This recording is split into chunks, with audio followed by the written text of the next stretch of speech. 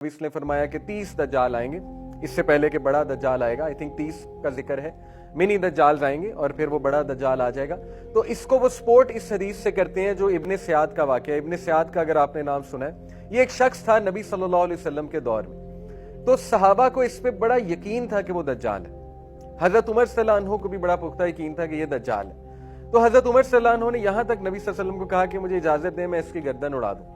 تو اللہ کے نبی صلی اللہ علیہ وسلم نے کہا کہ اگر یہ دجال ہے تو تم اس کو مار نہیں سکتے، اگر یہ دجال نہیں ہے تو پھر ایسے ہی کسی معصوم کا تم قتل کر دو گے، تو منع فرما دیا۔ تو بہرحال یہاں سے پھر ایک اور صحابی ہیں، ان کا واقعہ ملتا ہے کہ وہ ان کے ساتھ موجود تھے۔ ابن سیاد جو ہے اس کی شادی بھی ہوئی، اس کے بچے بھی تھے، مسلمان بھی غالباً ہو گیا۔ تو ایک صحابی اس کے ساتھ موجود تھے خیمے میں، واقعہ ہے پورا۔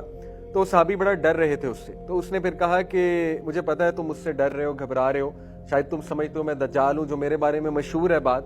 تو اس نے کہا کہ نہیں ایسا نہیں ہے، کیونکہ دیکھو نبی صلی اللہ علیہ وسلم نے کہا کہ دجال جو ہے وہ بانج ہوگا، اس کی کوئی اولاد نہیں ہوگی، تو میں بانج تو نہیں ہوں، ٹھیک ہے۔ اسی طرح دجال جو ہے وہ یہودی ہوگا، یہ ہے حدیث ہے اس کے بارے میں، تو میں تو یہودی نہیں ہوں۔ تو وہ صحابی کی ایک دم تسلی ہو گئی۔ ابھی ان کی تسلی ہوئی ہی تھی تو اس نے کہا کہ لیکن یہ مجھے پتا ہے وہ کہاں ہے۔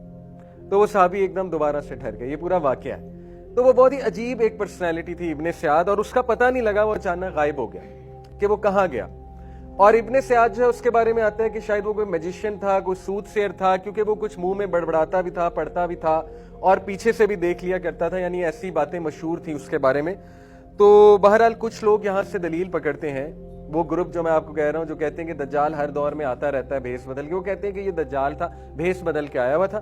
اور وہ کہتے ہیں کہ وہ اسپرچل فارم تو نہیں کہیں گے، اس کو کہہ رہیں گے in the spirit he is in the world of operations, جو اصل میں وہ کہتے ہیں تمیم الداری کا واقعہ ہے، جو آپ نے پوری حدیث سنی کہ وہ جزیرے میں گئے، he got last, his ship got last, وہ پورا واقعہ ہے۔ اگر آپ نے نہیں سنا میں تھوڑا سا سنا دیتا ہوں۔ ایک کرسچن تھے، تمیم الداری ان کا نام تھا، بعد میں پھر مسلمان ہو گئے، تو وہ نبی صلی اللہ علیہ وسلم کے حضور آ کے اپنا واقعہ سناتے ہیں۔